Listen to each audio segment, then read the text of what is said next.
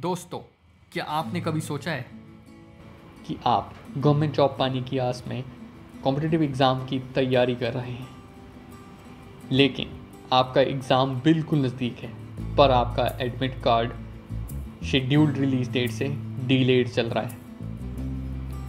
और जब admit card आता है आप उसे डाउनलोड करते हैं, लेकिन आप देखते हैं कि एडमिट कार्ड ब्लैंक है।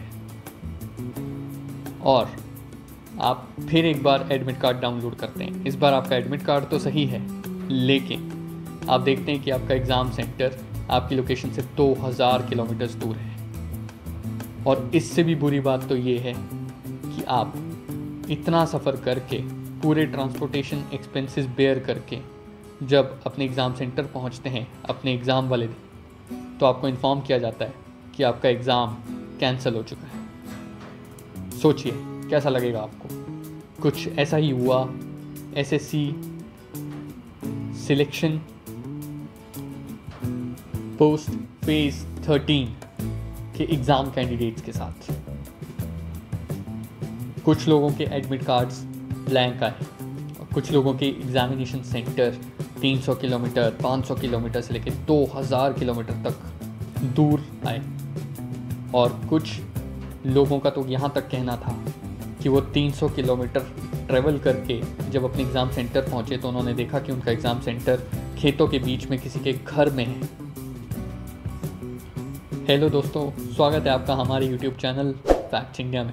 और आज इस वीडियो में हम बात करेंगे कि आखिर ऐसा क्या हुआ एसएससी सिलेक्शन पोस्ट फेज़ 13 के एग्ज़ाम में, जिसकी वजह से लाखों स्टूडेंट्स और बड़े बड़े एजुकेटर्स पूरे देश में प्रोटेस्ट कर रहे हैं। हम बात करेंगे इसके कॉजेज़ के बारे में और इसके बारे में भी कि सरकार आखिर ऐसे क्या रिफॉर्म्स ला सकती है जिसके बाद फ्यूचर में लाखों स्टूडेंट्स जो इन एग्ज़ाम्स में अपीयर होते हैं उनके फ्यूचर के साथ कोई खिलवाड़ ना हो और ये एग्ज़ाम्स स्मूथली कंडक्ट कराए जा सकें। तो चलिए दोस्तों, वीडियो स्टार्ट करते हैं। लेकिन वीडियो स्टार्ट करने से पहले अगर आप हमारे चैनल पर नए हैं तो हमारे चैनल को सब्सक्राइब कीजिए। दोस्तों, तो शुरुआत कुछ इस तरह से हुई कि एसएससी सिलेक्शन पोस्ट फेज़ 13 के एग्ज़ाम 24 जुलाई से 1 अगस्त के बीच कंडक्ट कराए जाने थे।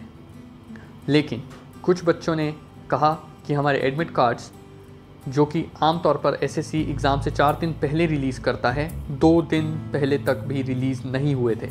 और जब रिलीज़ हुए और बच्चों ने उन्हें डाउनलोड किया तो एडमिट कार्ड्स ब्लैंक थे। और जब सही एडमिट कार्ड्स आए तो कई बच्चों के तो होश ही उड़ गए। जैसे कि एक कानपुर के बच्चे का कहना था कि उसका एग्ज़ाम सेंटर कर्नाटका में आया था। इसके अलावा एक प्रयागराज के बच्चे ने बताया कि उसका एग्ज़ाम सेंटर 300 किलोमीटर दूर खेतों के बीच किसी के घर में था। और कुछ बच्चों ने बताया कि उनके एग्ज़ाम सेंटर के एक तरफ शादी लगी थी और डीजे बज रहा था। और कई जगह तो इतने बुरे हाल थे कि नीचे ग्राउंड फ्लोर पर भैंसें बंधी हुई थी और फर्स्ट फ्लोर पर बच्चे एग्ज़ाम दे रहे थे। कुछ बच्चों ने तो इन्विजिलेटर्स के बारे में भी कंप्लेंट किया कि वो एग्ज़ाम के बीच में प्रॉपर कोऑपरेशन नहीं कर रहे थे और फ़ोन चला रहे थे और रील्स देख रहे थे, जिसकी वजह से बच्चों को काफ़ी डिस्टर्बेंस हो रही थी। सिर्फ इतना ही नहीं दोस्तों, वहाँ के जो भी बच्चे थे अलग अलग एग्ज़ाम सेंटर्स में, उनका ये भी कहना था कि बेसिक एमिनिटीज़ जैसे कि वॉशरूम, पानी और यहाँ तक कि प्रॉपर फर्नीचर तक अवेलेबल नहीं था। यहाँ तक कि जो रीजनिंग के और मैथ्स के क्वेश्चन सॉल्व करने के लिए पेपर और पेन दिया जाता है, वो पेन्स भी प्रॉपर नहीं थे, वर्किंग नहीं थे। और फिर भी उनकी कंप्लेंट करने पर भी इन्विजिलेटर और जो भी एग्ज़ामिनेशन के दौरान वहाँ पे लोग मौजूद थे जिनका काम स्टूडेंट्स के ग्रीवांस को एड्रेस करना था, उनमें से कोई भी कोऑर्डिनेट नहीं कर रहा था और ना ही कोऑपरेट कर रहा था। और यहाँ तक कि कुछ बच्चों का तो यहाँ तक कहना था कि उनके साथ मारपीट भी हुई थी। कई बच्चों ने बताया कि जब वो एग्ज़ाम देने गए तो बायोमेट्रिक फेलियर्स की वजह से उनकी आइडेंटिटी ही वेरीफाई नहीं हो पाई, जिसकी वजह से वो एग्ज़ाम टाइम पर शुरू ही नहीं कर पाए। और यहाँ तक कि कई सारे सिस्टम्स भी क्रैश हुए, सर्वर डाउन हुआ, पावर कट हुआ, लेकिन कोई बैकअप नहीं था।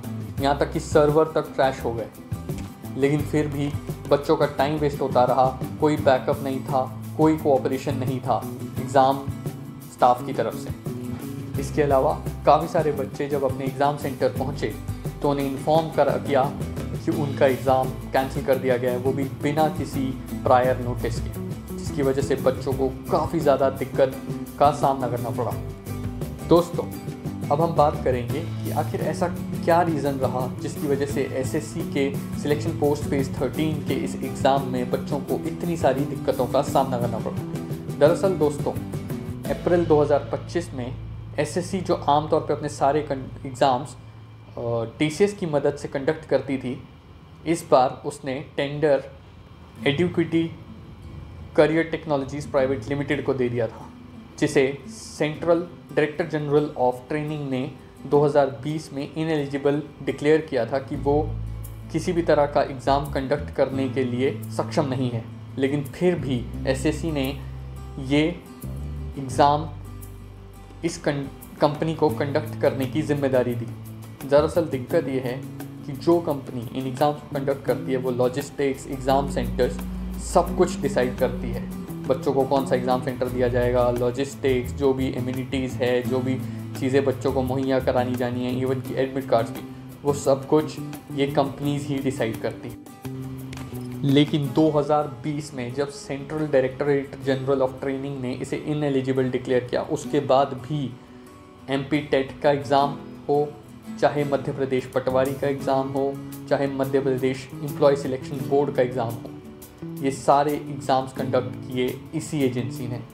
और इन सारे एग्ज़ाम्स में कंप्लेंट्स आई पेपर लीक्स और चीटिंग की, जहां बच्चों को काफ़ी सारी दिक्कतों का सामना करना पड़ा। ये तो थी ये बात कि क्या रीज़न रहा इस सारे फेलियर का। लेकिन अब बात करते हैं कि सरकार आखिर ऐसे क्या रिफॉर्म्स ला सकती है जिसके बाद बच्चों को ये सारी दिक्कतें फ्यूचर में फेस नहीं करनी पड़ेंगी। तो इसके लिए एक सिंपल सा 3 पॉइंटर्स सोल्यूशन है। नंबर 1, सबसे पहले तो ये कॉन्ट्रैक्ट एडुकेटी करियर टेक्नोलॉजी से लेकर वापस टीसीएस को सौंपा जा सकता है।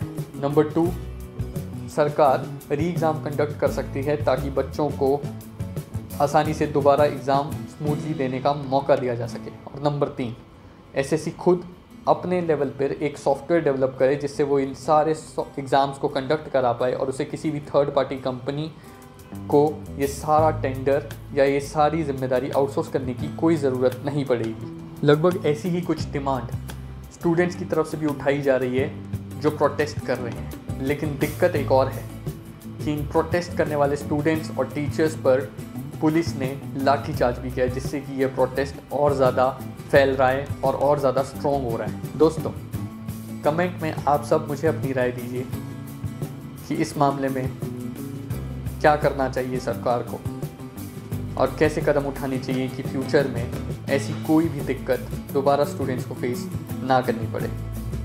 और ऐसे ही और बढ़िया कंटेंट के लिए आप हमारे चैनल को सब्सक्राइब कीजिए। आने वाले दिनों में हम ऐसे ही करंट इश्यूज़, सिनेरियोज़ और भी चीज़ों पर वीडियोस लाते रहेंगे। और अगर आप उस सारे कंटेंट को देखने के लिए इंटरेस्टेड हैं तो हमारे चैनल फैक्ट इंडिया को सब्सक्राइब कीजिए, शेयर कीजिए। तब तक के लिए स्टे ट्यून्ड, बाय बाय।